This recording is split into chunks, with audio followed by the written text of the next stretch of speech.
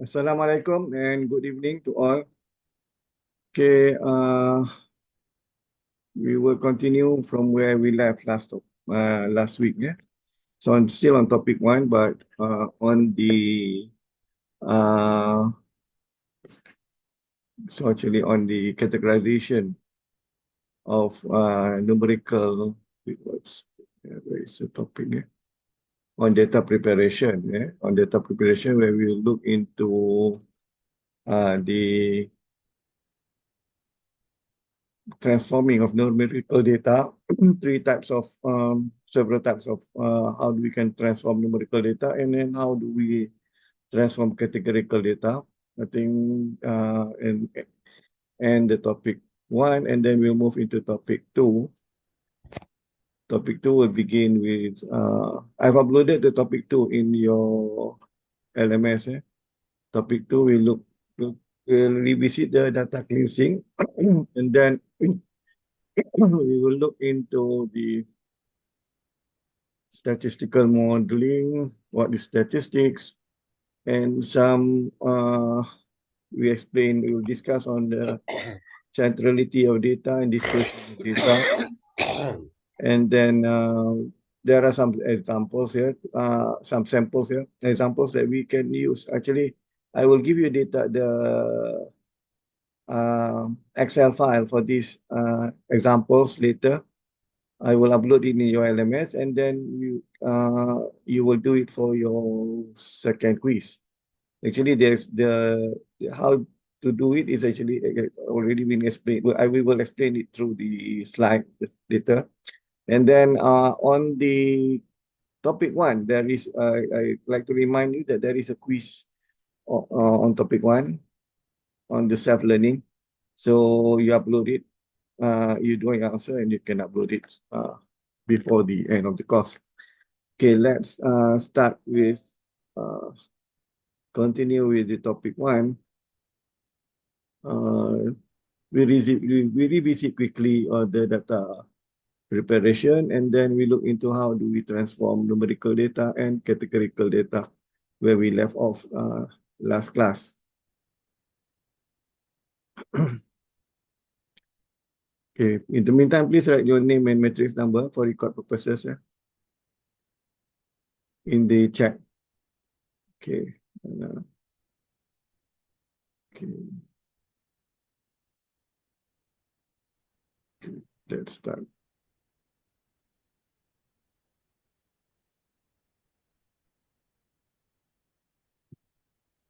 Okay. Stop.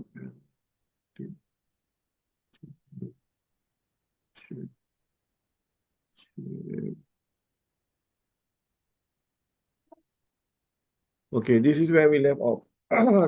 Actually, we left off further, but I'll just revisit the data preparation. In preparing your data before you do your analysis, so there are several steps shown here, which is data consolidation. Of course, data consolidation, we need to collect the data, select the data, integrate the data. We have covered that last class, previous class, and then we do data cleaning. How do you input value, reduce noise, eliminate duplicate? We will revisit it in topic two. And then we do data transformation. There are data that come in different format, and then we need to normalize them. And then we need to transform them into a format that's suitable for our analysis. We need to discretize the data and then create the attributes relevant. We look into the dimensions of this data and then create some attributes. For example, like when we look into, we'll discuss about transforming numerical data like later. Some data need to be transformed into, we need to create another variables. For example, like instead of just the data that we collected might be just revenue and cost, but we want to have uh, profit, for example. And then we do data reduction, data dimension, reduce the volume, and balancing the data, doing stratified sampling, for example. Yeah, so data preparation, once we have collect the data, the first thing you need to look into is you spread the data, maybe in Excel, in whatever database you have a look at the data, and then you find some missing values. You look into the range of the data, the number of data that you have collected, whether it is sufficient. When you do sampling, there are minimum number of data sample size that you require. And then if the population, you look into what is the size of population, what is the size of data they have collected, and then you look into missing values. Yeah, so it's very important to understand why that mean values could be missing. So if there is missing values, so it can lead to a significant reduction in the number of usable observations, especially when you do sample data. There are a minimum number of data that you require to have your statistical reasoning to be good. So you need, first and foremost, you need to understand when there are missing values, why the missing values happen. So there might be due to some error in your collection, in your questionnaire. Maybe your questionnaire is not clear and then people do not answer the questions. Maybe some data capture, there are error in your machine or your data capture machine. Whether there are human errors, your enumerator did not collect the data, yeah, equipment failures. So you need to know why your data is missing, why the values are missing. Okay, we will discuss further on missing values later. There are several reasons for having this missing value. But if we need to attend to this missing value, there are several strategies. Okay, I put up two strategies here for dealing missing value. First, you can omit the record. What is the record? Record is the instances of the entity, the instances of the entity. It is shown in a relational database. It is shown in the row. Yeah, that is record. You can remove the record because if you have find that your data size, your sample size is sufficient enough, and then there is no significant if you remove, there is no major impact if you remove certain number or small number of your records, you can remove your records, meaning that you omit completely one case analysis, you remove one observation, which is the row, the row, not the column, the row, which is where it is you use you can do omission or exclude the observation when the missing value is small or concentrated in small number of observation. Yet sometimes it is not okay for you to remove, and then you still need to fill up the input, the missing value. Either you go back and collect your data again. Otherwise, you can also do imputation with some reasonable value. Do you get what sort of reasonable value that you want to use in imputation? So for numerical value, so it can be numerical or categorical. We have covered that last week. So for numerical value, one way is to replace the missing value with a mean or average value across the relevant observation. You can pick up a mean. A mean will not distort the data because it is an average figure, so the mean will be the same. So you can replace it with the mean value, and then it will not so much distortion. It will create so much distortion among the data. It will not lead some biased result. But yet, if the value of missing, the number of missing values are large, mean imputation will likely distort the relationship. So you need to have another method such as a regression method. You can use regression method to put the regression mean to put the imputation. You can also use certain situation. You can also use geometric mean. We will cover geometric mean later. And then when there are cases of where they have outliers, for example, like you have very large number, a very slow number, and then we have outliers, you can adopt to use median. Use median instead of mean. You use median and you impute it with the median. Yeah. So remember what is median? Median is the middle value. When you arrange your data from ascending order, for example, from the lowest to the highest, and then the middle figure is the mean value. So for that is for numerical value. For categorical value, you can just put them as unknown category because it's categorical anyway. And then if the variable is not important, you can use a proxy variable. Uh, Maybe you can use decision tree and so on. And then if this is the sub example, okay.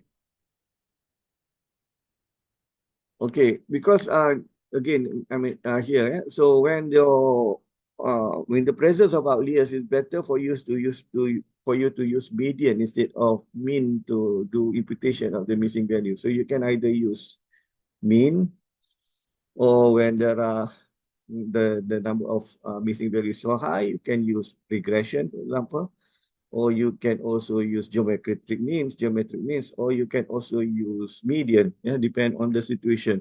So you need to look at your data first, and then you understand, you will determine how do you do and then you have missing values, how do you treat the missing values? You can even omit the record. You can also omit the variable. If the variable is not relevant, you can just omit.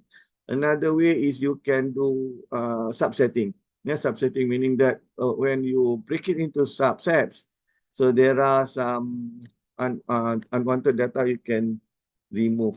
Yeah, outliers and so on by means of subsetting. So subsetting involves excluding variables instead of observations. So sometimes you can also remove variables, the whole variables, because maybe the variables is not relevant to the problem, may contain redundant information because some information in that variables is already contains in the another variable.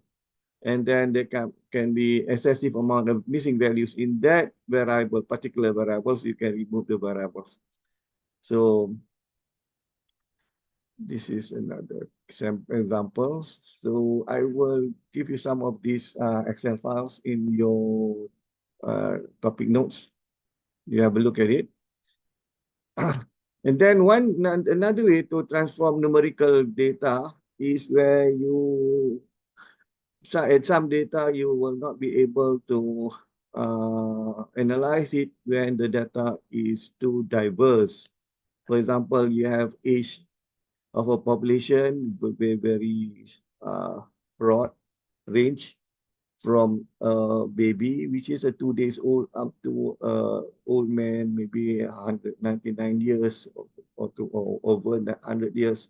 So, and then there will very detail, granularity of the data.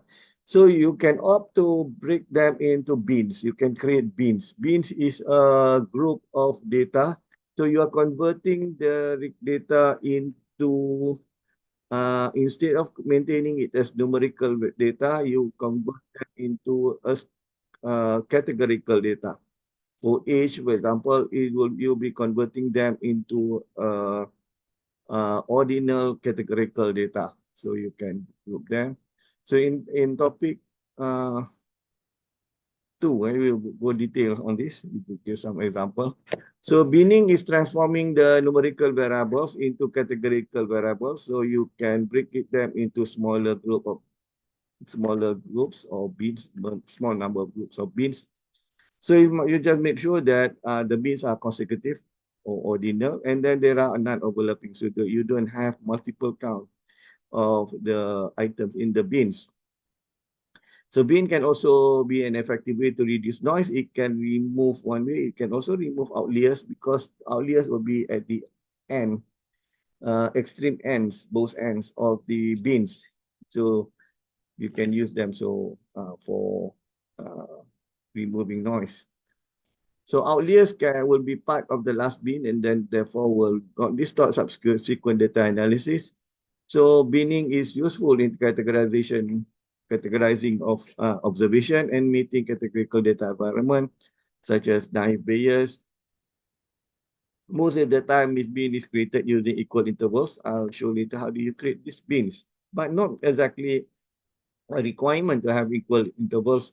Sometimes you can also create bins with different intervals depending on the needs. For example, like age, you can break into baby, toddlers, teenage, adults and veterans and so on. So there will be different intervals, depend on your need. So this is an example of transforming numerical data into bins. We have bins of bronze, silver, gold. And then by using bins, we can bring out information in the data set so it can be used for further analysis. So yeah, and then besides the bins, you can also use another method to transform besides bin. Another method that you need to use to do transforming the numerical data is creating another variables. You can also create another variable. For example, like uh, when we look into when we capture data, raw data will include things like cost, component of cost. Raw data will include sales and the components of the revenue. But raw data will not have profit. You will never collect profit. Profit doesn't come from data. Profit is the calculation that you do, and then you arrive profit from the revenue minus cost. So when you calculate revenue minus cost, you are creating another variable. So that is a numerical transformation. You create another variable. And then when you want to compare profit, so you will have to create another variable, yeah, which is profit. Besides profit, there will be other processes, other measurements that you do. For example, in for example, net present value and so on. And net present value also is not being calculated, captured at data level. It needs to be calculated, and then it will be creating another variables. Okay. Besides that, you can also use percentage as another variable. So you convert this raw data into percentage of increment, for example, monthly increment, increase of your revenue or decrease of your cost, for example. So outright, you will not be able to capture data of the increment or decrease, but you need to do some calculation into percentage perhaps, and then you will create another variable. So that is still another transformation of numerical data. You transformation of numerical data, you can put them into bins.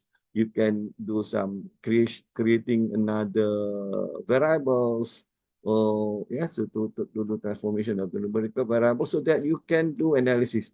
The purpose of transforming is actually to calculate the analysis. For example, like in other cases, you have captured the data in, sometimes you capture the data in different format. For example, like uh, the um, for example, like temperature, for example, temperature. Scientists use the measurement of Kelvin to measure the temperature, Kelvin, instead of Celsius or Fahrenheit.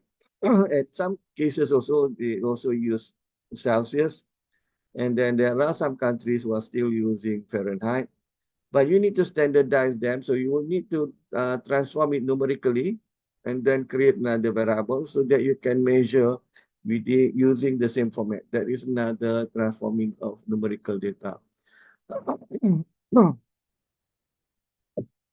So at times, actually, there will be skewness of this data when you have extreme value. So you can also use natural logarithm, square root transformation to measure the data. Another way is measuring the calendar dates, yeah, statistical calendar dates. You can also transform calendar dates. Okay, now we move into transforming categorical data. So sometimes we put labels, and we use labels and names to distinguish characteristic of categorical data. So it can define two or more categories. So you can use nominal or ordinal measurement scale to represent categorical variables. You can transform them into categorical data. Yeah. Sometimes the nominal or ordinal data also come with too many categories. You have, say, diploma, you have advanced diploma, you have, say, a general degree or HND, higher national diploma. Some countries have higher national diploma, and then you have bachelor's degree, and then you have postgraduate diploma, postgraduate certificate, and then you have master and so on. So you can also group them to create to have a categorical variable, and then based on certain uh, granularity, yeah, that is transforming categorical data. So you can collapse some categories to create fewer non-overlapping categories. Yeah, so like I mentioned just now. And then in many analytical models, you can also use such as regression model, categorical model. You need to convert them back to the numerical variables. Yeah. So because sometimes it's easier to calculate numerical data compared to categorical data. Yeah.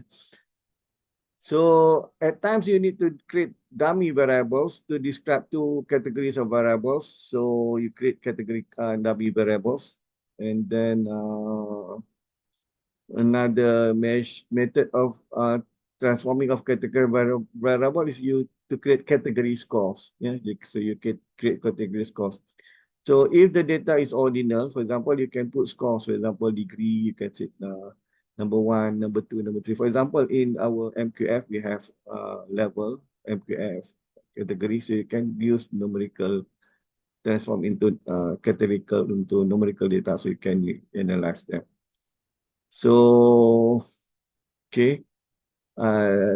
So in summary, we have covered data consolidation, data cleaning, data consolidation. We can, the popular methods of doing data consolidation, you can use SQL queries. There could be robots or software agents. You can use web services such as REST, such as SOAP, yeah, service-oriented architecture. You can also use domain experts to do data consolidation, and then or ontology-driven data mapping. Then we have covered data cleaning. How do you do data cleaning? By imputation, yeah, and then identify the outliers, and then find and eliminate erroneous data.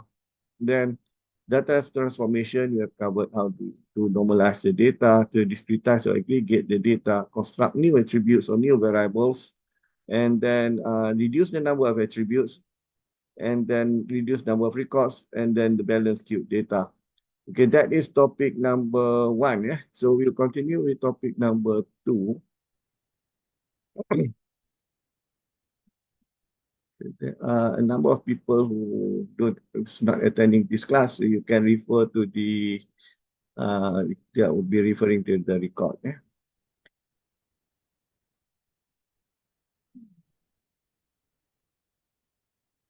Okay. Topic number 2, we'll revisit again the data cleansing quickly, and then we move into the statistical model, and then we look into the how do we interpret data using data centrality and data dispersion, the dispersion of the data and centrality of the data. Okay.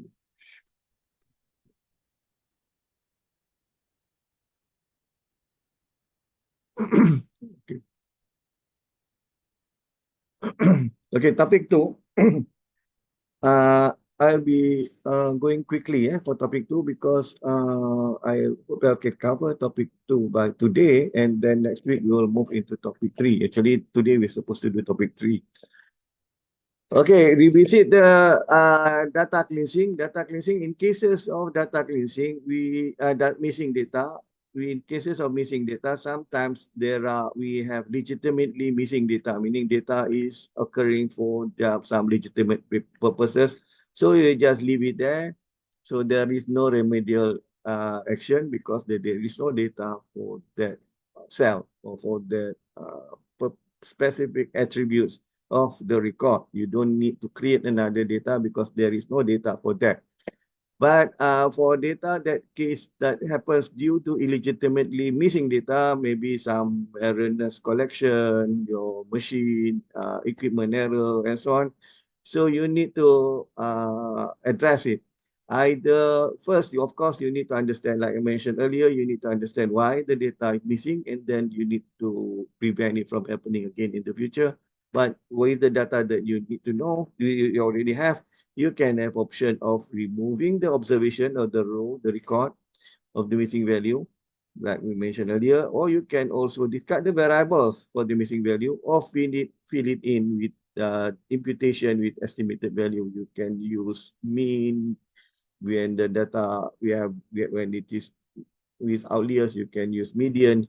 When there are number of missing data is high, you can use regression or any other format of method of doing data. Or you can also use data mining algorithm to handle the missing values. Use an algorithm so you know based on the algorithm, you can expect what should be the value there. So there are several types of missing values. So you can have missing completely at random, meaning it's not dependent on any other variables. And then missing at random, missing to which is related to another variable in the data. When certain data happen, there is another variable, and then missing not at random, meaning that the tendency that the data is missing due to specific value of another variable. So you can do imputation of this data.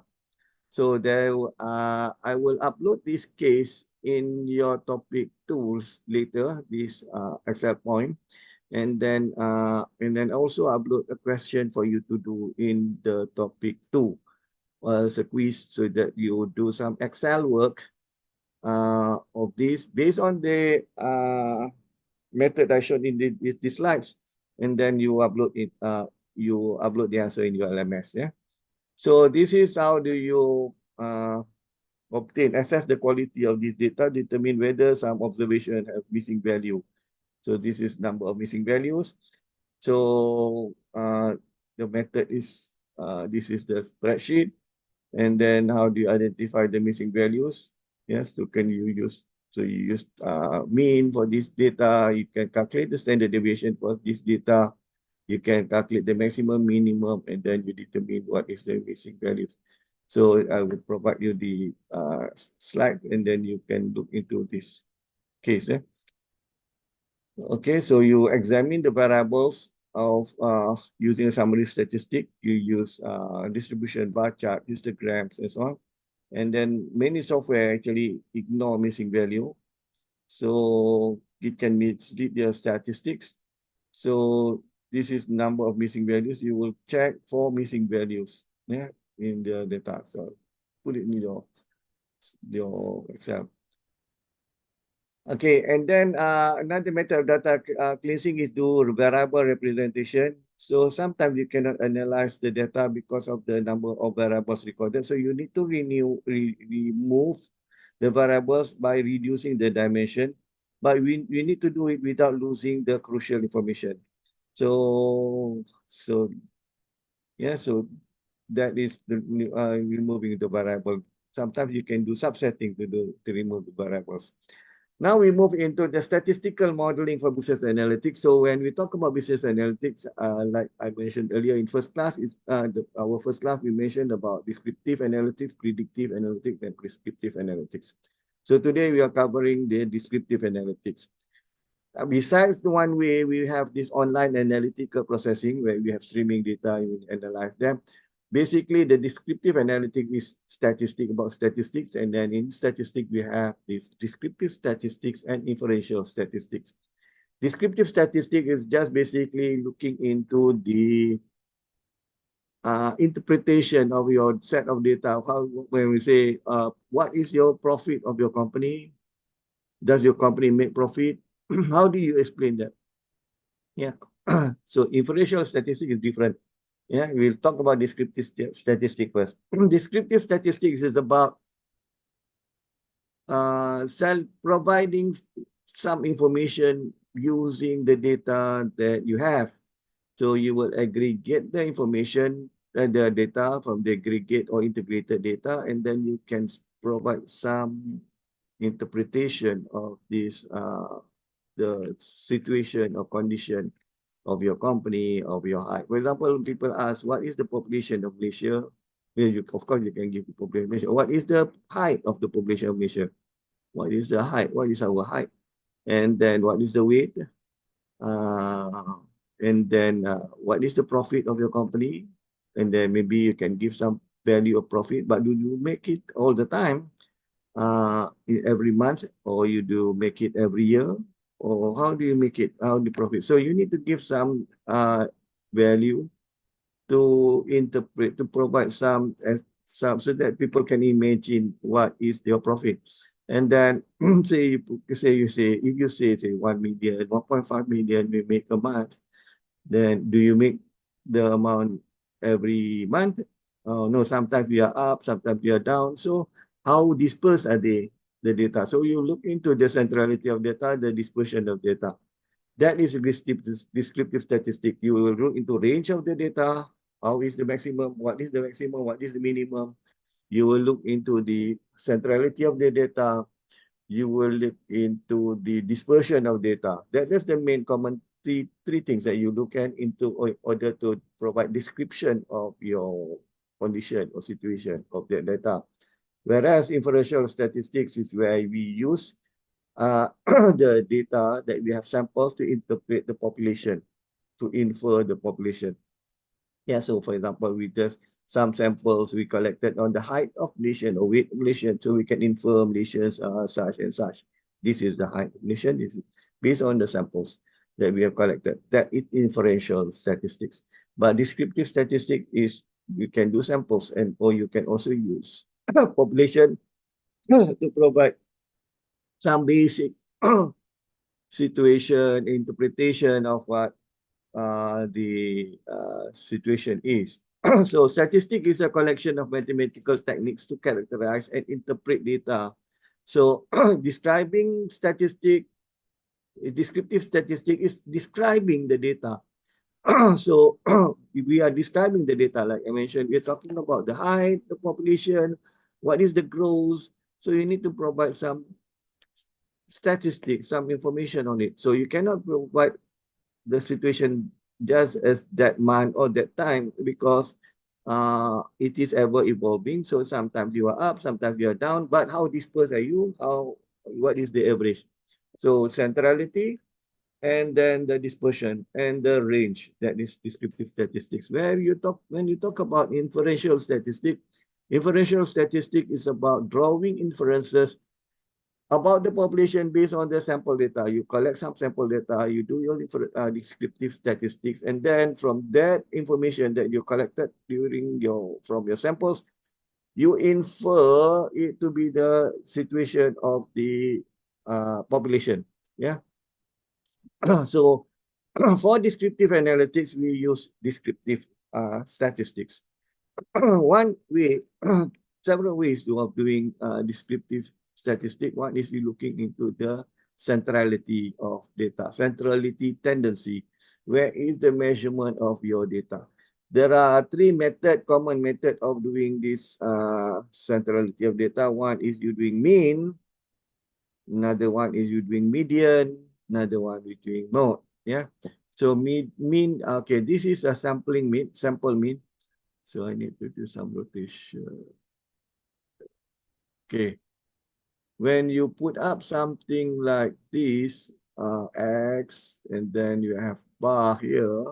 So this is sample. For population, we use something like this, mu. Mu is population mean. Yeah, so we can have sample mean. This is population mean. So this part is a sampling mean. This is sample mean. So for population mean, same formula, but we're calculating usually instead of the small n, we have a capital N to determine, to signify, to show that it is the population, the total population. So still calculate the whole population divided by the value of the whole population divided by the total population, same formula. Then you get your arithmetic mean. Arithmetic mean is something like the average value of all figures. But sometimes figures can be distorted because we have outliers. Outliers, some figures which is too high, some figures it is too low, and then the mean doesn't really reflect the situation, the middle level, middle figure of the population, or even of for the sample, because you have too large figure and too low figure, and then it will distort the mean. Mean will be distorted description of the sample, or distorted description of the sample of the population. So it is better for you to use median. Median is the middle figure. So whether we have outliers, we have too high number or too low number, median is still the middle number. Yeah, median, you can use median. It's the middle number. So it is a description of the population or of the sample, and then it doesn't take into it. It's actually it excludes itself from the distortion of the outliers, highest two extreme numbers too high or extreme numbers too low. Yeah, so that you use median.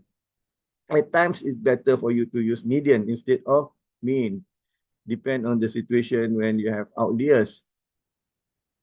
Yeah, and then another case also, when you have this median and then it is middle number, sometimes you can see there are some, we can say this is the graph. Graph. So if you will say the median is here, median, yes, here, but this is not the average, because the average can be somewhere here. When you have median here and the number, the average might be here, average, or the mean. Yeah, but you can see most of the data is here. Most of the data is here. So because you can see, okay, majority of the population is at this height, or majority of the month we are, this is profit. This is the mode. Yeah, so sometimes you can use mean, sometimes you can use median, sometimes you can use mode, depending on the situation. But the idea of having this mean, median, and mode is to show, to describe the data, to describe the population, describe the sample. So what is the data? What is the average of profit, average of revenue, average sales, particular market, and so on. So you can use the three of this. So we have mean, median, and mode for different purposes at different situations. Mean can be distorted when you have extreme numbers, outliers. Median can handle the distortion, but when there are some observation which is too high in certain number here, so we can, instead of mean or median, you should use mode. But when you have a normal curve, yeah, when you have a normal curve, this usually the mean, median, and mode is at the same point. Mean is equal to median is equal to mode. When mean equals median equals mode, it is your graph should be some normalized curve, which is symmetrical normalized curve. It is symmetrical. Yeah, left and right is the same. Now, when you have measured the centrality of this data, now we have to say, okay, do you make this value every month? No, no, we don't make this value every month. So what is the dispersion?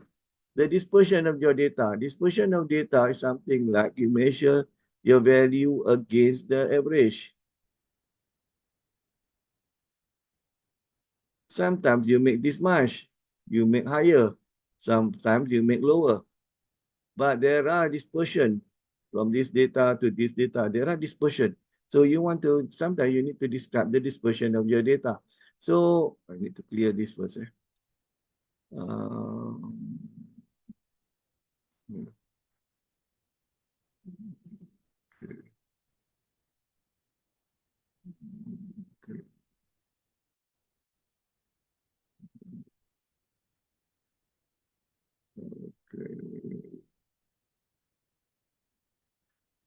Okay, and then you need to also show the dispersion of your data. So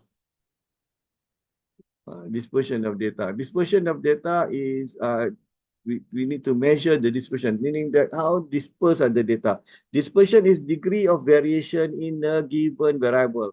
So with that variable, specific variables, for example, profit, height, weight, or sales, or whatever it is that you do, stock value, yes.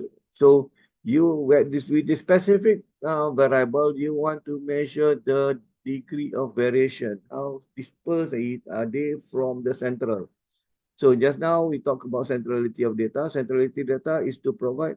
There's been some idea of the population or the samples, what is the centrality of it. And then now we say sometimes we don't make such amount, and then there are dispersion of these data.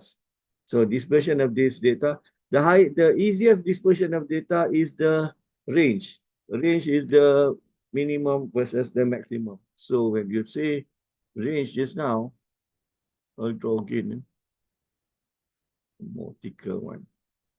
So when you have this value, say your it is when range is this is the minimum value, minimum, this is the maximum, maximum, yeah, and then this is the minimum here.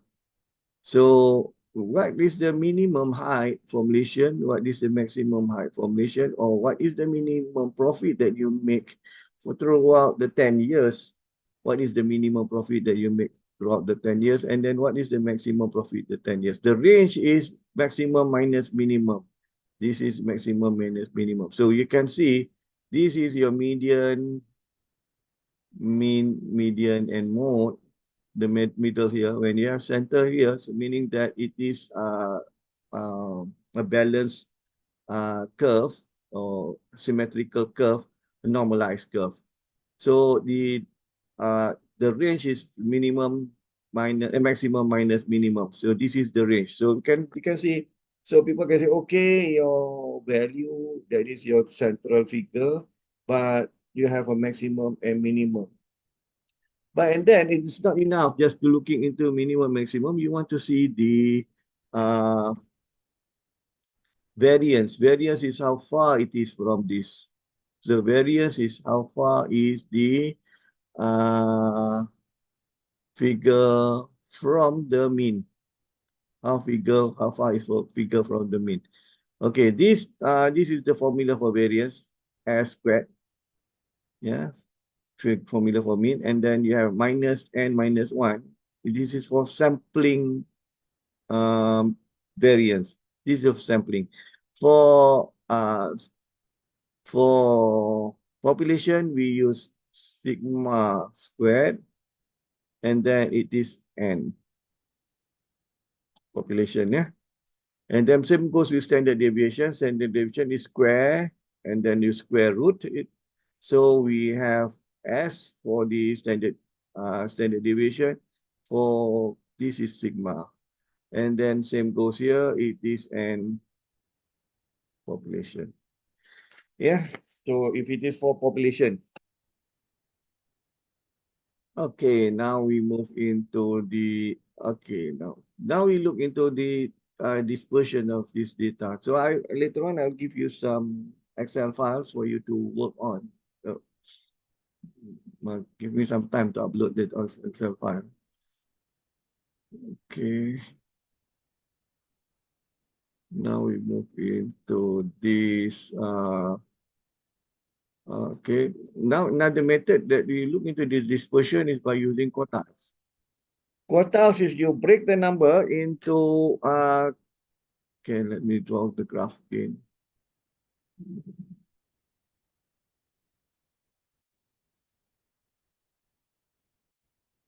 Okay, yeah, graph here. So we have a graph here. Say this is a graph. We have 1, 2, 3, 4, 1, 2, 3, 4. So you can measure this by X. you want to find value. So we have 25%, 25, 50, 75, and 100. 100 is full. So the third quartile, this is third quartile. Third Q, this is 1Q. This is second Q. Second Q is half. Second quartile, third quartile, fourth quartile. So that is quartiles. And then with these quartiles, you can use this box and whisker plot to show the quartiles where you have median here, mean, median, and then you have lower quartile, which is the 25%, quartile 1. And the upper quartile is this 75%. Yes, actually 75% above this value actually. Yeah. So this is upper quartile, 75%. This is the largest value. This largest value is 100, yeah? And then the lowest value is the minimum here, then this 25%. So this is where you use box plot. Box plot will be able to show the average value, the mean, median, and as well as the outliers. You can see the outliers here. Yeah, the outliers. You can see the outliers here. This is the outliers. You can see the outliers here. Yeah, so you can compare variable A and variable 1 and variable 2 by using box and whiskers plot. So you can use Excel to draw box and whiskers plot. It's just easy, just that select box and whiskers, it will show you based on the data that you provide them. Okay, you show this.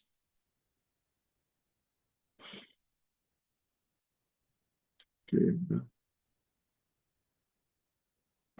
Okay, now we look into the shape of distribution. Like I mentioned to you, sometimes we can use histogram to show the frequency chart.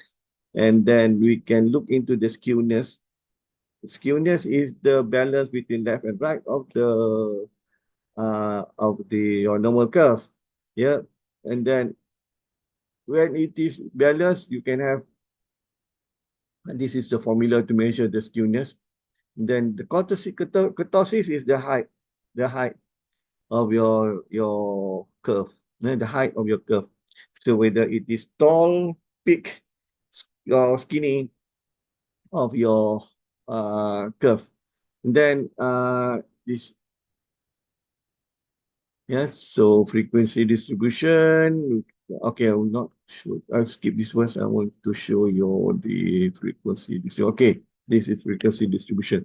So when you have mean, median, and mode at the same position, we have it at the symmetric, mean, median, mode, and then left and right, this is symmetric position. It can be highly right skewed or highly moderately right skewed or moderately left skewed. So can be different situation, yeah, of your histogram.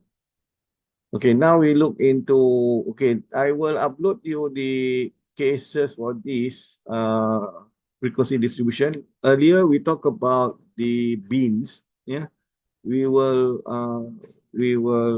sometimes we need to transform numerical, categorical data. This is categorical data. Sometimes you need to transform numerical data into beans. Sometimes you can also transform categorical data into beans so that you can do calculation and then you do measurement. So in this case, we have data sample of 50 software drink purchases. And then we want to measure the number of the data. So we can determine the frequency of purchases of Coca-Cola, Diet Coke, Dr. Pepper, Pepsi, Sprite, and the total. So we determine which is the leader, second, third, and fourth. I will upload in your the Excel file later, so you can use it to calculate the frequency. You just do total frequency, type frequency, it will do calculation of it. And then you can do relative frequency distribution and also percentage to frequency distribution. This is the expected answer. So relative frequency distribution, the total will be 1. It is relative from one category to another category. And then whereas percentage frequency will be in the percentage where the total will be 100. So I will upload it to the Excel and then you will do it. And then how do you determine for numerical, that one is just now is the categorical variable. So for numerical variables, So you can also calculate frequency distribution, but you need to determine what is the width of your bin. So how to determine the width of your bin is you need to decide what is the number of bins that you want to have. And then you take the largest data value, the maximum number minus the lowest number, and then divide by the number of bins. So you can determine the bin width. And then you make sure that it's not uh, overlapping. And then you put in the data. So same goes here. So we want to calculate the bins. So you can see here 0 to 1, 10 to 14. This is the bins because the minimum here is, you can see the minimum here is 12. Yeah, so you can do 10 to 14. The 10 here. Yeah, so you basically start with the number of 12, you start at number of 10, and then they calculate. So based on this, they have 5 categories, and then we calculate the categories, and then you determine the relative frequency. Total of this will be 1, and the frequency, percent frequency, total of this will be 100. Okay, this is the frequency using, you just type frequency using Excel. I've uploaded this in your topic 2 notes, and then I will also upload later on I will upload the Excel file. Yeah, can use it. And then histogram is a common graphical representation of a quantitative data. It is constructed by placing variable of interest. A variable is things, values, or things that they are interested in. So we put the variable interest in the horizontal axis and the frequency in the vertical axis. Yeah, so what is our interest? Yeah, so what is the value, the things that we are interested, variable that we're interested in the horizontal axis, which is in the x-axis, and then the frequency that we measure on the y-axis.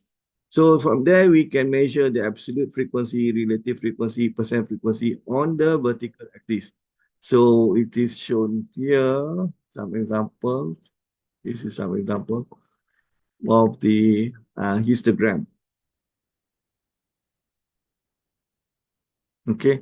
And then when you have cumulative, there's another distribution, we call it cumulative distribution. When you add the number of, for example, in this case, so audit times, earlier we have this case, yes, we have this audit time 10 to 14, 4, and then 15 to 19. When you accumulated, it will be 4 plus 8 here. 4 plus 8, because you are cumulative, you add on. So here you can see 4 plus 8 is 12 here. And then you add another 3. Yeah, so you can see here another 5. Yeah, 4 plus 8 plus 5. Yeah, so you add, yeah, another 5. Yeah, 4 plus 8, 12, 12 plus 5, 17, and so on, plus 2. So it is cumulative. So the total cumulative will be 1. So the maximum will be 1, and then the percentage will be 100. This is cumulative frequency. This is the number of samples, the number of samples. Frequency, the number of samples. So you can, and then this is how you calculate your sample mean. This is the formula how to calculate sample mean. If it is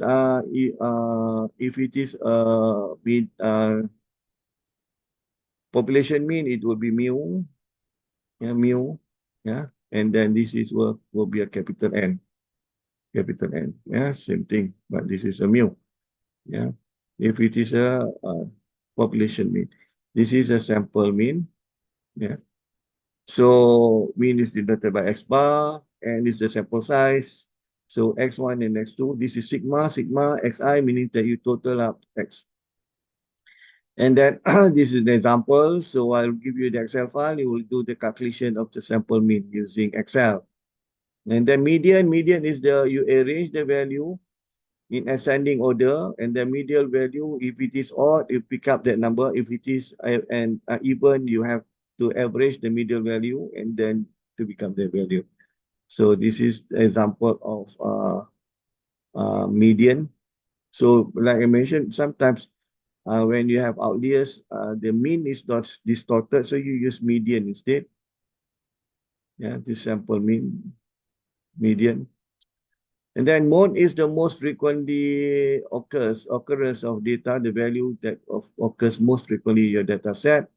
So this is, you can have mode, you can multimodal, okay, where you have at least two modes, and bimodal, you have exactly two modes. So this is the formula that you want to use in Excel. So I'll give you data, and then you can use Excel to use average, median, mode, multi-mode, mode, yeah, average. So I'll give you the Excel files, and then you can use this in using your Excel.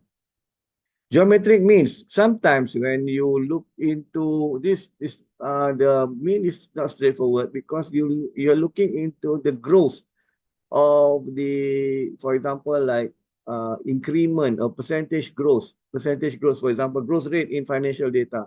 So, for example, you have growth of 10%, interest growth of 10%, or you have, so we calculating net present value, you have your,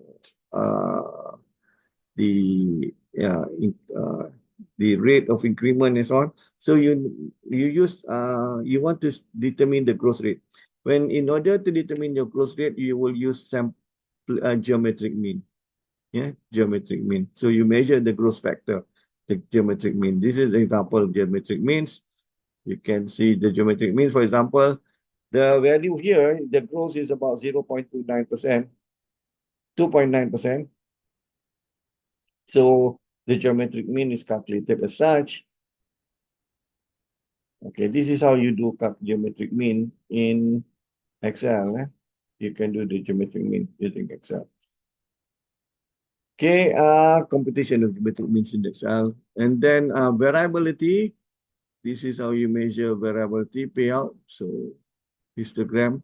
And then how do you calculate the range? Range is you determine the largest number minus the lowest number, you can get the range. And then variance. What is the variance? Variance is the variability like I mentioned earlier. So when you determine the, we have just determined the centrality of the data. Now we need to look into the dispersion of this data. The dispersion of the data compared to the centrality. Central is the mean, median, or mode, and then how dispersed are they in various months or various years or various days. Yeah? So you look into variance. Yeah, variance is measure of variability of all the data is deviation from the mean. Yeah, so difference between the value against the mean. So it's calculated by x squared, s squared. S squared for population is sigma squared. Yeah, population is sigma squared. For sample is s squared.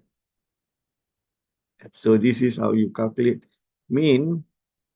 And then standard deviation is the positive square root. Positive square root, yes, of the variance. Yeah. So this is how you do it in your Excel. Yeah. I will also give you the data in Excel for you to work on. And then coefficient of variation is descriptive statistic that indicate how large the deviation is in relation to the mean.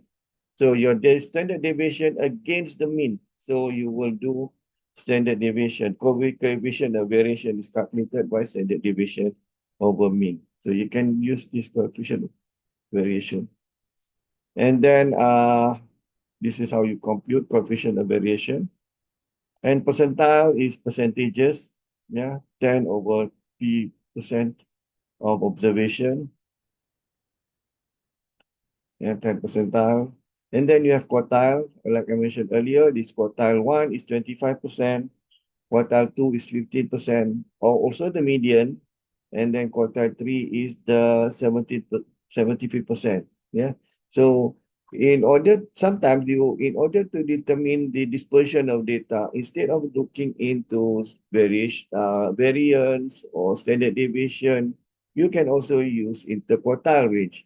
Interquartile range is instead of using, okay, you have your outliers, which is in your maximum and minimum, that is your range.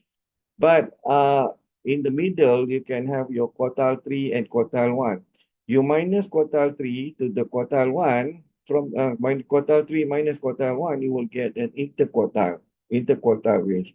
Interquartile range is the difference between the third quartile and the first quartile, meaning that the 75 percentile minus the 25 percentile. Yeah. And then the other one is Z-score. Z-score measures the relative location of value, how far a particular value from the mean. How far is it from the mean, the standardized value. So this is how do you calculate standardized value. Then this is the formula that you use in your Excel. Yeah. But you need to understand whatever you do, what is standard deviation, what is the variance. You need to understand what are they, because you need to know when you want to apply them, when you want to use mean, when you want to use median, when you want to use standard deviation, when you want to use interquartile range. You need to know, you need to really understand, so that you need to know when you want to use them. Yeah. So outliers are, this is a symmetric bell curve. So when you have a symmetric bell curve, the top here will be your mean. Yeah, this is where your mean, median, and mode. Where this is where your mean, median, and mode, because this is symmetric. And then from this central, this is your variance. Yeah, square. Total square. So the dispersion is variance. Okay. So you need to understand your data in order for you to interpret the data, and then you need to use what sort of measurement you want to describe. Yes, when you talk about descriptive statistic, what is the measurement that you want to use to describe the data? Okay, when you look into the data set, what you're looking at actually the variables. Okay, it is the variables that have this normal curve. It is the variables that have this kurtosis, the skewness.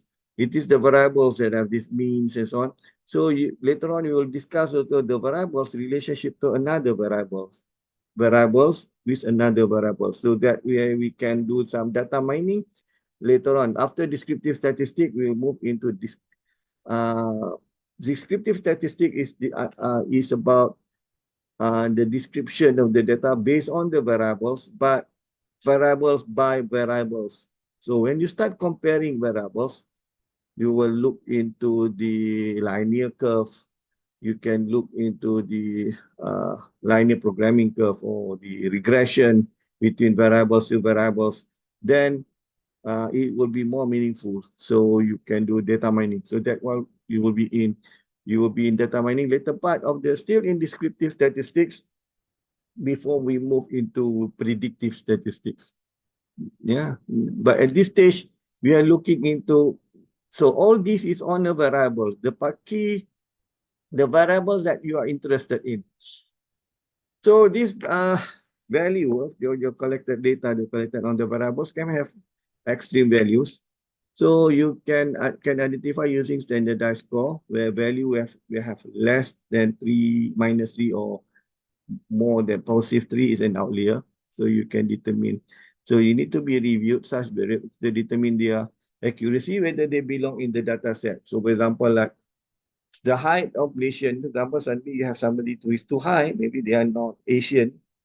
So you can exclude them. Okay, this is excluded because his parents is not and so on, not Malaysian or not Asian and so on.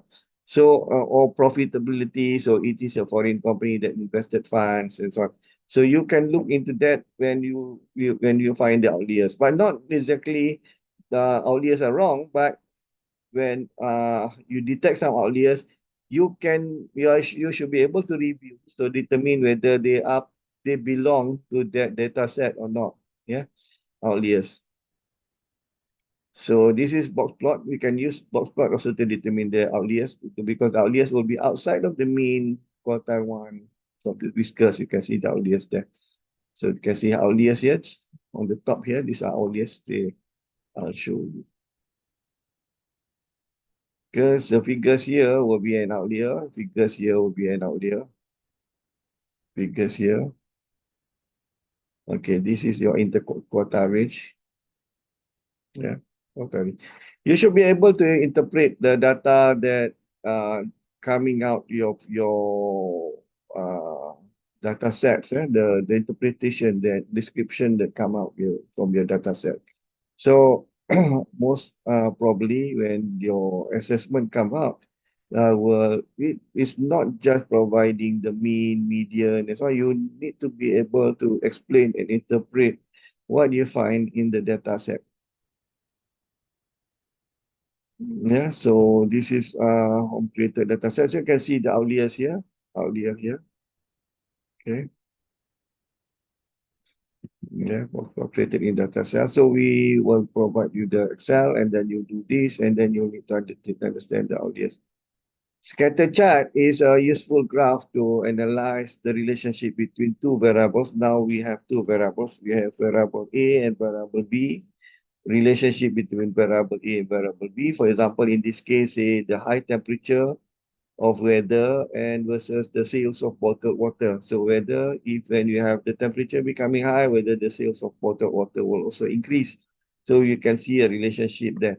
So there is two variables there. You can want to see the relationship between the variables. So this is the sales in the y-axis. You can see the sales by cases, and then the temperature by Fahrenheit. You can see when the temperature increase, you can see the variable. So whether there is a positive relationship or not, you can see there is a something like this. You know, can draw something like this. Yeah, so there is a regression or correlation between temperature and sales, and then you can see there is a positive regression. Positive regression saying that every time there is an increase, every temperature, whenever there is an increase in high temperature, there will be an increase in sales of the bottle cases. Yeah, so this is a positive linear relationship. Yeah, you can see the positive linear relationship. Why is it linear relationship? It is like, and then it's shown using a scatter graph. Yeah, you can see relationship there. So you need to be able to interpret the chart.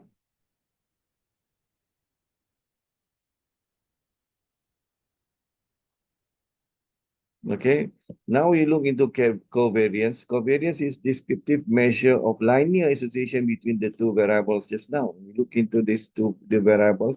There is sales and then high temperature. So we can have the two variables, which is at X and Y. So we can see whether there is a sample covariance. If it is a population, it is, like I mentioned to you, the measurement is N instead of N minus 1. And this is covariance. Yeah.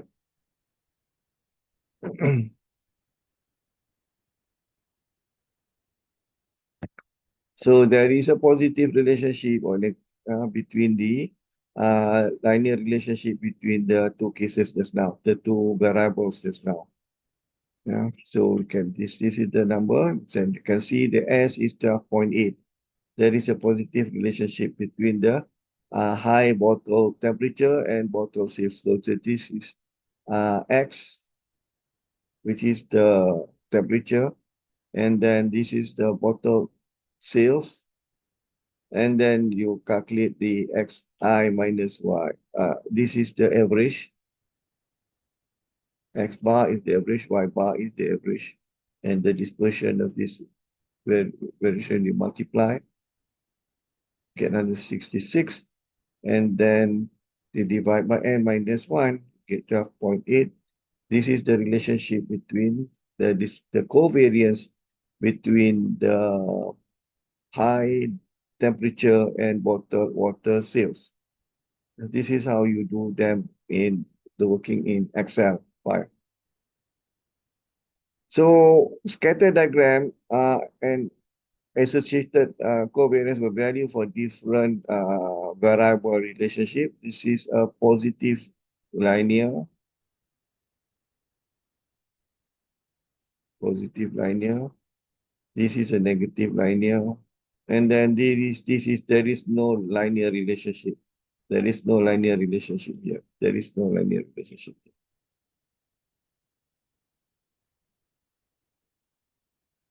So, in any cases of assessment or work to do, that you will be able to look into these descriptive statistics, and interpret them. Correlation coefficient measure the relationship between two variables. So, but it is not affected by the unit of X and Y. So you just take it the standard deviation, sample standard deviation of X and Y, and then the sample covariance. Sample covariance we calculated just now, sample covariance. This is the sample covariance divided by the sample standard deviation of X, sample deviation of Y, and then you will get the coefficient, correlation coefficient. So it's not affected by units, but you can see that there is correlation between the two relationship. Yeah.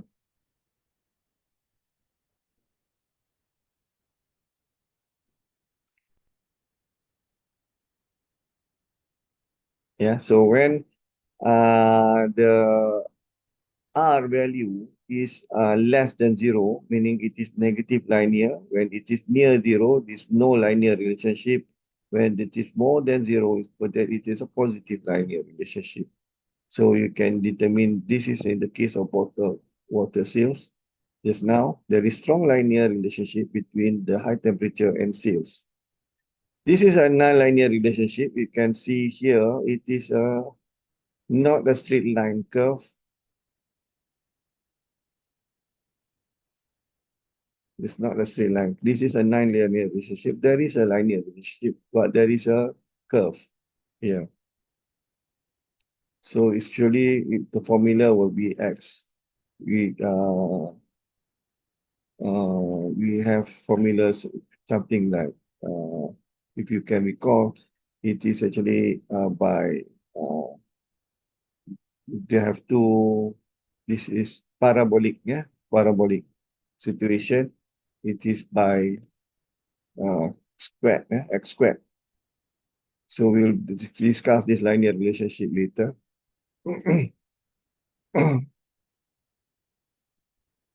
Okay, this is okay. This shows the relationship between the dispersion and shape property. You can see this is the skewness. This is kurtosis. Number one here is the kurtosis. You can see the height of the value. This is height. The higher kurtosis. This measures the symmetric position, positive and negative skewness, positive and negative skewness. This is the kurtosis, but this is a symmetric position where X, the mean, median, and mode is the same point. Yeah. Regression is a part of inferential statistics, is widely known and used analytics technique in statistics. So you use to characterize the relationship between explanatory, which is the input and response. When we talk about business intelligence and business analytics, we are always looking at the position of, let me write here, from your decision variables.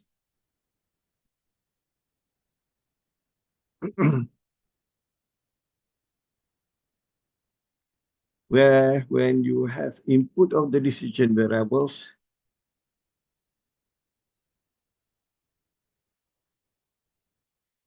you will have your function here or the model here.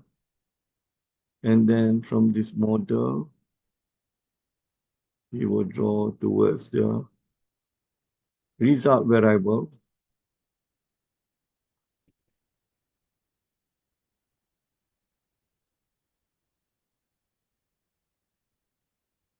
And then there will be this model. There will be another input coming from the top where you have this uncontrollable variable, which might be the inflation, interest rate,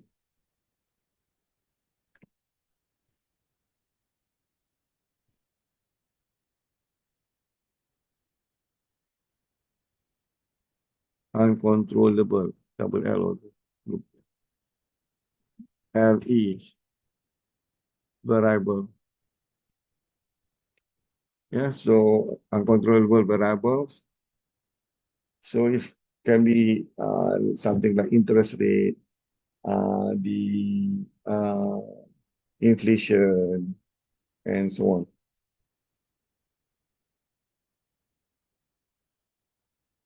Yeah, so this is the sorry.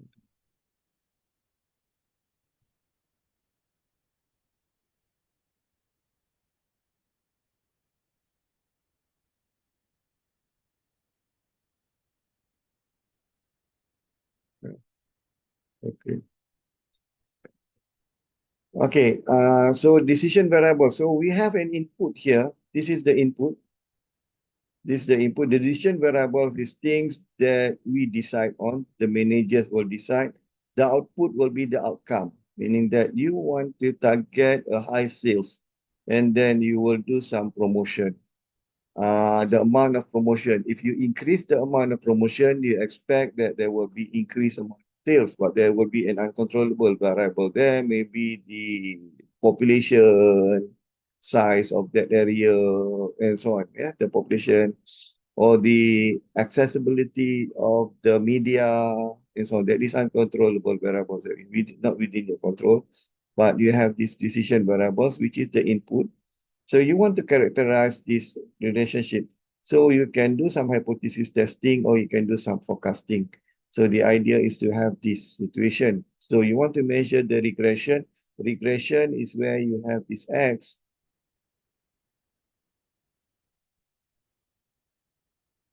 Hmm, how do we call this? Okay. This X and then this Y.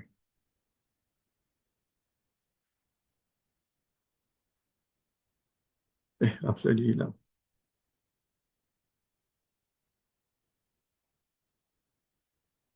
X. Tak tahu kenapa dia hilang. And Y. Yeah. So this fx is Y. Yeah. So you have this X and Y.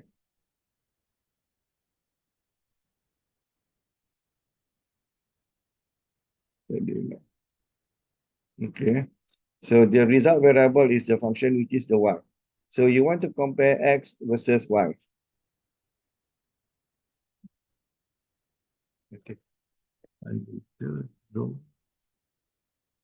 Okay, this one. This is the X. This is the Y equals to Fx. Yeah. And then you want to measure the forecasting planning between the relationship between X and Y. So X versus Y. So that is a relationship. Regression is the you want to determine the relationship between X and Y. So you can show the hypothesis testing explanation, and then also you can do forecasting based on the X and Y. Yeah. Okay. Any questions so far? Okay. Think you can read further on your own. In this case, I think because I think we have learned this previously in your mathematics or your statistics classes, yeah, honestly, yeah, classes. Yes, this is so between correlation and regression. Correlation measures the uh, relationship, but they don't really look. They don't really look into whether the regression, the relationship, the clear regression between the whether it's positive between the components of the X and Y, and then It can be a simple regression or multiple regression based on the number of variables that we look at. So in order to do the develop the linear regression model, you can use scatter plot. For example, at least you can use it for simple regression, or we have a least squares method to minimize the square error. So we will cover this. We don't really cover least square method, but you will do this. You will cover this least square method. In this course, we don't do that, but we will learn this in your BRM. Yeah. Okay, this is regression line. So you can have three variable here, x, and the response variable y. This is linear regression. Yeah. And then when you calculate when you want to do regression model, you have the simple linear regression model will be y plus beta naught plus beta 1 plus x, or you have the simple multiple linear regression, you have more than one. We have x1, x2, x3, different variables, and then beta is the coefficient. It can be a positive or negative magnitude between the relationship between the x and the y. So, progress of developing regression model, you will do R squared. When you do R squared, you will be able to measure whether you can use scatter plot, do correlation, and then you will do model fitting to transform the data, estimate the parameters. You will test your assumption, you create an hypothesis, and then you assess whether the model fit.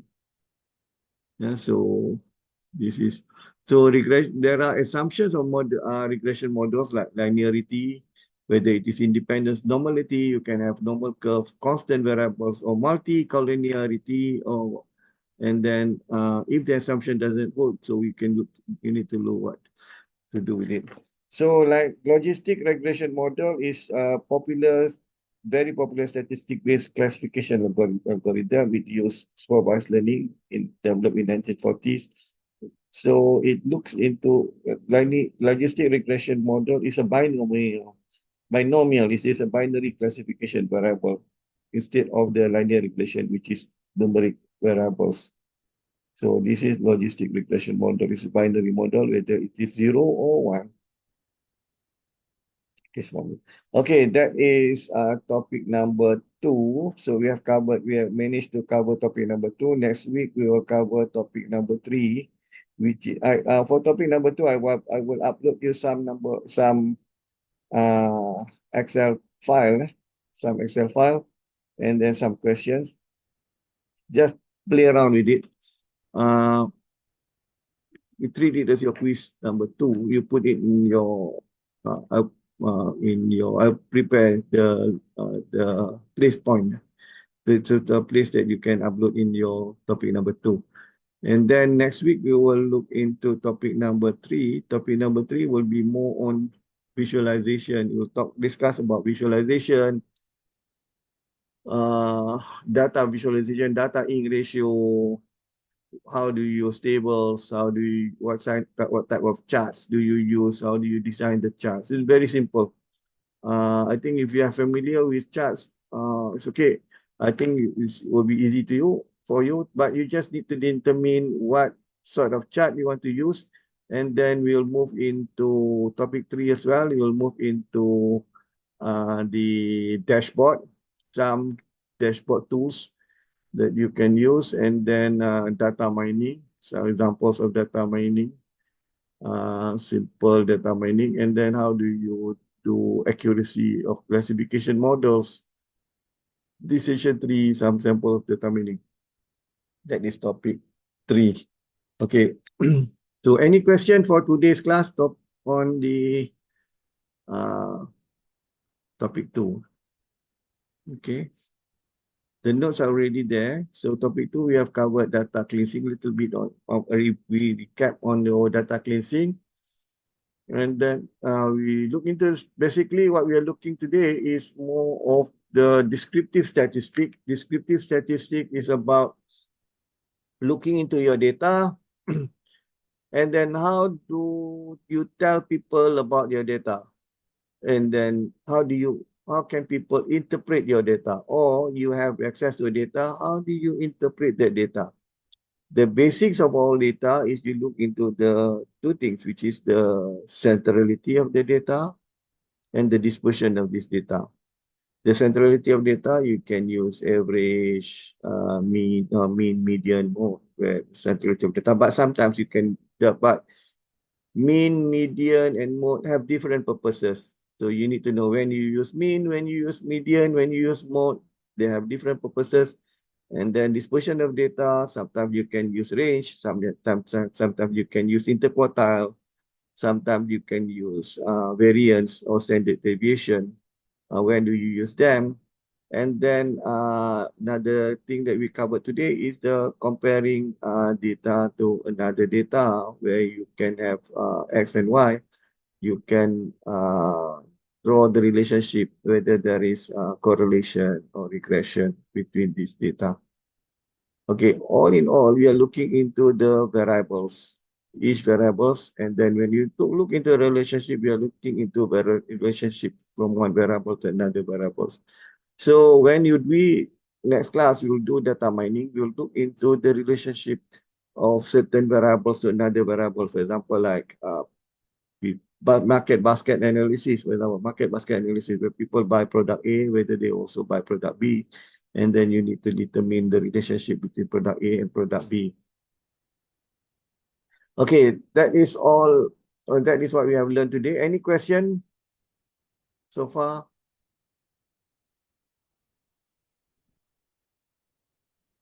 Majid, Alice, Eileen, Tarmizi, okay? Akila? Okay, Prof. Okay, Okay, Prof. Okay, Prof. Thanks, Prof. okay. Okay, Prof. Okay. Thank you. Thank you very much. So now it's 9:27. We have 3 minutes left. If you want to have any question. I hope you are able to do your assignment. Yes, you can start doing your assignment. I've written properly your individual assignment, but your group assignment, I owe you the rubric. But anyway, the idea is to have you find a case, a company to do the case study. But I will do a rubric what is expected to in your in your rubric, a proper rubric in your group assignment. Okay, that's all. If there is nothing, that's all for today. We don't have class next week, right? So the other week, we'll meet you again the other week. Thank you very much. Prof, can I have a quick question regarding the individual assignment? Yes. So for this individual assignment, the report that you're expecting, is it something like literature review or any kind of a format would you expecting?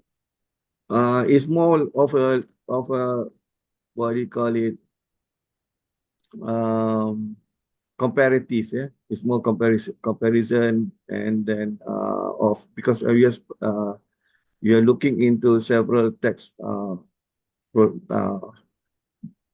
tools, comparative, and then more of comparative evaluation, and then combined with some literature review, you add in some literature review. Does that answer you, Alice? Yeah, Prof. Thanks. Okay. Thanks. Okay. Okay. If there is nothing, thank you very much, and Assalamualaikum. Good night. Thanks, Prof. Have a good night. Bye. Thank Okay. you, Prof. Thank you, Prof. Thanks. Bye.